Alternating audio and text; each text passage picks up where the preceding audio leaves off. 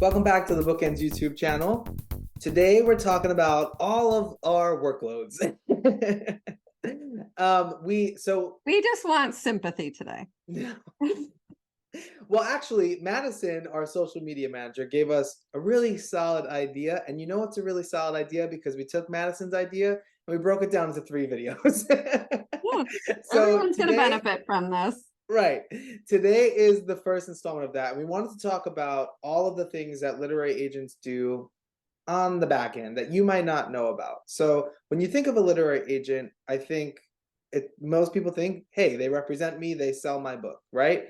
But there's a lot of other stuff that we're doing. And they think they read books for a living. They give Oh, they give revision notes, and then they negotiate contracts. And I don't think you that's love pretty much what people think we do all day. don't you love when your family's like, so what? You just sit around and read all day? Oh, Yeah, that's what I do. I Yeah, wish. I Can know. you Me too. imagine? I know. What a life that would What be. a life. Truth is, no job in publishing is about the reading at the end of the day. Like, we're doing a ton of other stuff.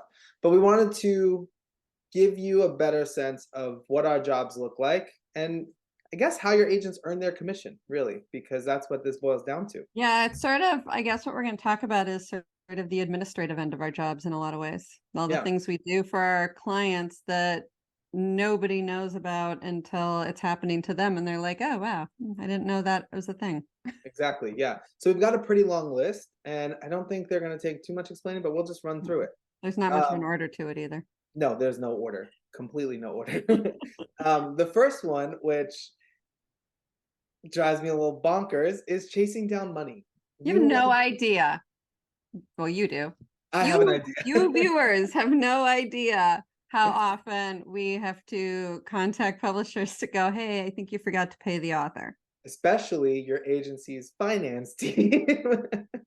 But it happens a lot where there are huge companies that we're working with, and they have huge rosters of authors with huge amounts of money going out on a weekly basis. Things get missed, things get delayed, things, come wrong, right? How many times have we gotten a payment that it was the wrong payment? Or Wrong we've gotten amount. payments for different agencies. We've gotten payments that was listed one way and it was actually for a completely different book. We've gotten duplicate payments. Anything you can imagine with a payment has gone wrong. So a lot of our job is making sure that you're getting paid the correct amount of money, and you're getting paid timely.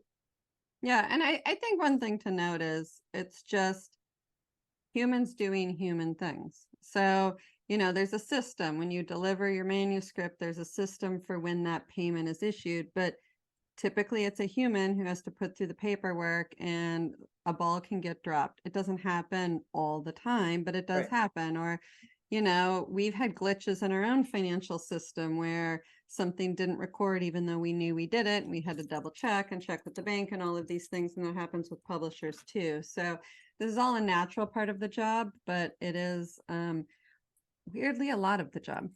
It is a lot. It happens a lot. Yeah. And every Yeah. book that we sell will typically have at least 2 payments associated to it for Per the book. So yeah. contracts could have like 5, 10 payments, one Yeah. contract. Bookends is oh gosh, you're gonna love this throwback, but Bookends has done a 10-book contract before, and it was payments galore. I remember inputting that one into our system. And yeah, there's a lot of moving parts, a lot of things to track. And those are not just the payment amounts you're tracking the dates when those payments get triggered. So it is a huge part of the job. And the triggers change Yeah, because it's triggered on pub date, but when we sell the book, we don't know when the pub date is. So then we have to figure out the pub date and track it. And let's just say it's a job. yeah, it is. But tangentially related to that is we're also chasing down the contracts that list out when your payments are coming. So, Yeah, the contract process can be painful. It takes a long time for the publisher, even though they have a boilerplate, they have a small staff. Every single publisher, I don't care the size of the publisher, they have a small contract staff who has to input all the correct information in the boilerplate. Takes them a while, but we have to track that and then know where it is in the process. Like, oh, we're in the middle of negotiating it. You haven't responded to my negotiations in 2 weeks. Can we hear from you on that? So that again, and then also making sure right now I'm hunting an author down because the publisher sent the DocuSign, but the author hasn't signed it yet. And we're like, what's happening? yeah, there's a whole lot of liaison. But again, human error, lots of moving parts. Yep. Um, my personal least favorite, but all the tax stuff, tax forms, right? Tax forms are going in Jessica's gonna have stress streams. The tax forms that go out to you. So the way it works typically is that the publisher will pay the agency will pay the author. So therefore, we have to provide our authors with tax forms for everything that we pay them Yeah, throughout the year. you'll be an independent contractor, so your W-9 tax form at the end of the year comes from your agency, assuming your agency is paying you directly. If you're directly paid by the publisher, they will do it. So your agency has to make sure all of your payments are correct, that Collect your tax form. they because all got put into your tax form. We have to obviously send you your copy, the IRS their copy, we have our copy. But we have to make sure your The state, address. yep. Yeah. Oh, the address thing, please update. I can't, I can't even. Just tell your agent when you move. Yeah, but that's a big part is like, do we have an updated W-9 or WAPN if they're not from the US? Do we have that updated tax form? Is our system updated? That is also a very big undertaking. And then I just got a letter today from the IRS about, this is September, people. Yeah. I just got a letter today about the tax forms that were incorrect. So either the name on the form, typically somewhere along the way, the name on the form and the ITIN, the tax identification number, don't match. Right. So either that's the business name was given a personal tax form or whatever, the paperwork was either put in incorrectly by us, or so that's all of it's September and I'm doing Requires last year's. accuracy. Yeah, it happens throughout the year. I mean, we just got a couple authors in September saying, I got an extension on my taxes. I don't have my tax form. Can you send it over to me? So it's really one of those jobs that is happening. And really, right when everybody's filed their taxes and we're like, cool, we're thinking about the next tax season. And Yeah. Yeah, everyone's filed their taxes and we're like, cool. But then the next day we get 5 emails from authors going, I don't think I got my tax returns, but didn't you file? it happens a lot. It's a thing. Related to that, though, so we can move on and stop ruminating.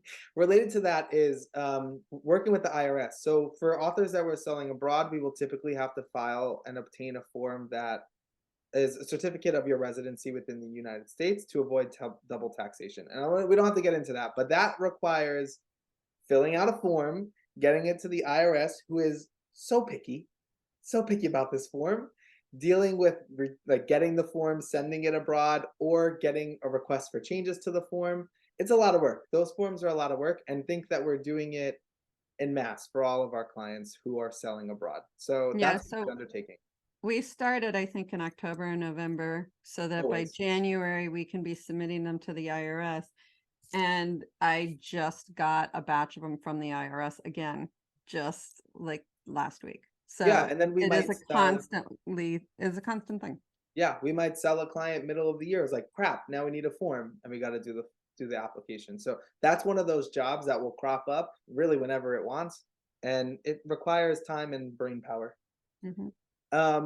Okay, so you can see that we're going really out of order, but marketing calls. We will usually get on calls with our clients and their marketing and publicity teams, asking the questions that our clients don't know to even ask in the first place, or fielding questions from our authors about what they can be doing or should be doing, or whether what they're doing is right.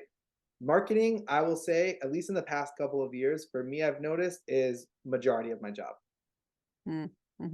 More authors. A lot of those phone calls.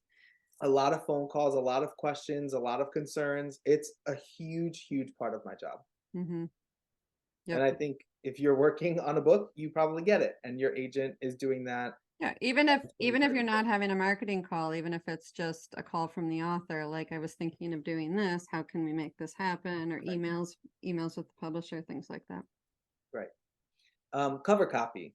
So cover copy is, we just talked about this. Cover copy is what goes on the back of your book, or the blurb, the flap of your book.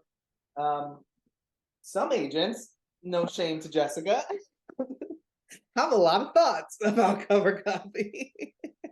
I do. If I am included on the cover copy email, I have been known to massively rewrite the cover copy, massively. So yeah, I have rewritten a lot of cover copy. And honestly, what James's point before we got on started the video was that we actually have books where the cover copy is more or less the pitch letter that we had originally sent. So yeah, I guess we preemptively wrote the cover copy. Yeah. Royalty statements. We are making sure they're coming in timely. We are making sure that we're getting every author's royalty statement for every book with the publisher. We are auditing those. We are reading them, making sure that you're being paid the right rate for the right amount of copies, and then that equals the right amount of money, and then it's being applied right to your advance. And a lot of moving parts on a royalty statement, and we get a lot of royalty statements. Yep. And that is one of, in my opinion, one of our most important parts of our job. I think having the agent to review and audit and work with you on your royalty statements is crucial. Yep. And answer your questions, because then when royalty statements go out, questions come in always. Yeah, absolutely. Which I highly, highly, highly, highly recommend. If you have questions about your royalty statement, ask them. Yeah. Even if you just want to be like, am I understanding this right? Ask it. That's what you should be doing. You should Yeah. understand your Well, you statement. should do it about everything, your contracts, Yes. a marketing email, everything. Yep. Handling rights inquiries. So when we announce books, or when books start to get all that buzz when they're going out for publication, and we get covers and all that, we will get rights inquiries from film, TV, from foreign publishers. People want to do merchandise for your book. There are a lot of rights inquiries that can come in for a book, and our job is to handle them, make sure we're connecting you with a strong co-agent, make sure that we're, exploring every opportunity to license the rights of your books. And Track some them. books, what? Track them, because if the Track book's them. not ready to go out, now I have to keep a list of all the people who expressed interest. So when I have a book to send them, I know who I'm sending them to. Yep. And then obviously respond to all the emails to let them know that I saw the email, and I will let them know when the book is ready. A book's life can go far beyond its actual printed form, and our job is to explore every opportunity for you. But to that point, which is not on the list, are the guides.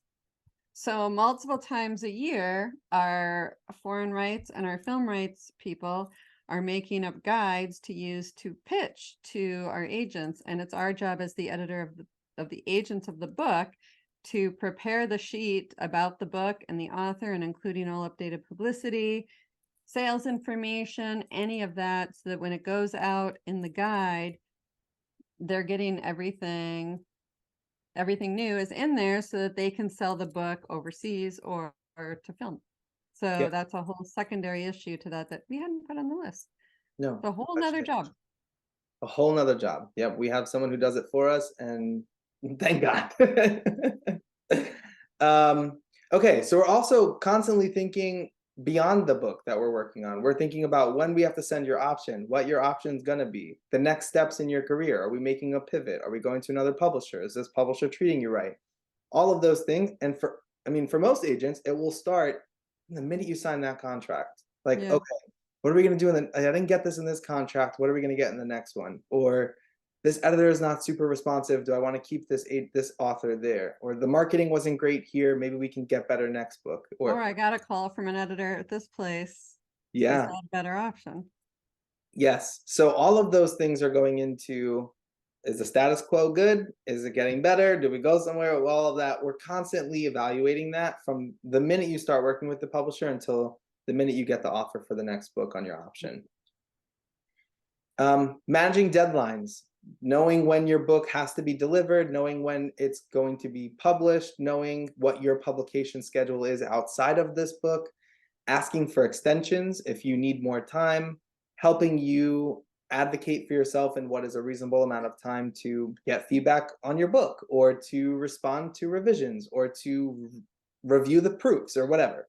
I'm sorry, I want to add to this that when we say managing deadlines, I'm not your calendar. So I'm not going to call you up to remind you that your deadline's due, but I need to know that for my part in preparing next steps for your career. But also, if I get a call from the publisher, it comes through in an email that they've changed the schedule on the book and moved the pub date one way or another. I might want to know how that might impact your deadline. Maybe you have more time, maybe you have less time. And I also want to look at, when you talked about pub dates, whether that makes sense for this book. Why are you doing this? Is it still a good time to publish this book? We liked that other month better. Whatever it is part of that. Exactly. Most agents are also there for the anxiety that comes along with this process. I countless times have gotten on calls with clients because they're stressed about something, or they're dealing with anxiety about a book release or whatever. And you will be surprised how much agents are helping you sort through all of the complicated feelings that come with publishing a book. And a lot of feelings come with publishing a book. Well, and to be honest, everything about this, right? We're taking the IRS and the tax forms off your plate. We're doing that for you so that you don't have to deal with it. We're reviewing the royalty statements so that we're making sure it's correct before you get them, although now they send it to everybody simultaneously. You know, we're planning your next Not a fan of steps that, by because the way. what? Not a fan of that, by the way. We're planning your next steps so that you can write the book and you don't necessarily have to think about, I get all the time, like, I am the go-to. So sometimes it's a question the author could ask their editor, but it's easier to go through the agent and say, do you know why this happened? Because I don't know if I should be upset. I don't know if I should be okay with it. So I'm going to ask you to find out for me, and then we can discuss whether I should be upset. Yeah. Like all of those kinds of things. But also, when an author might be asking for something, sometimes there's an underlying reason why. There's an underlying feeling why. If an author is stressing out about this book is not going to publish on the date that they said, well, okay, why are you stressed out about that? What is the reasoning that you're feeling like that's not the right move? And then helping rationalize and discuss the logic of the situation. We do that a lot. Yeah. I mean, we come from it from a lot of experience, right? So I get you really wanted the June pub date, but the publisher moved it to April. Well, let's talk about why that happened. And I get you got hung up on June because you were going to plan your family vacation, but from a logical, and this is not a big deal, it happens all the time. It doesn't Right. mean they don't love your book. It actually means they love it enough to want to give it a better shot. Like all of those conversations are part of it. Yeah, we have to translate a lot of the decisions for you. Yeah, it's our job. Yeah. Answer those questions. And the last thing on our list is we are hopefully, we are CC'd on everything. We're reviewing the correspondence that you're having with your editor, your publisher, your marketing team, your design team, whoever it might be. We're reviewing that just for those sneaky red flags or issues or where we might have to jump in. Even if we're not responding to your messages or the messages you're getting, most agents are reading what they're CC'd on so that they're fully apprised of what's happening for you. Right. So for example, I'm CC'd on the email of you submitted your book to your editor. Great. Good to know. We meet the deadline. I can start looking for money. I don't need to respond. I don't. Your editor responds and sends you revisions a few weeks later. Revisions.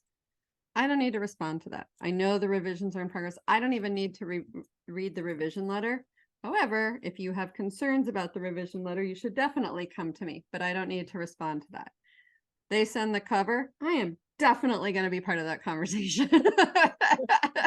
So there are points where I will respond, but I'm not going to respond to anything because a lot of it is just for me to note in my tracking where in the process your career is.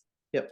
It's so that when those feelings come up or those questions come up or those issues come up, we don't have a lapse in our understanding of what's going on. Right. So as you can see, that's a lot of stuff. And I'm sure there's more that we're missing. And I'm sure that some agents do certain things for certain clients or whatever it might be that might make that process easier for that working relationship. Yeah, So keep this in is not mind, an exhaustive this is list. going to be different. Yeah, this is going to be different and it's going to vary and it's going to be different for you than it is for your critique partner. All of these things are different, but this is just an idea of when you're like, what's my agent doing? Just reading? No, we're not. No. Right. So we hope this was helpful. We'll have a few more videos coming up that are sort of in the same vein about how we do what we do, when we do it, why we do it, all of that. All the doing of the things. Yes. So don't forget to like and subscribe, and we'll see you back here next week. Bye. I just peaced out.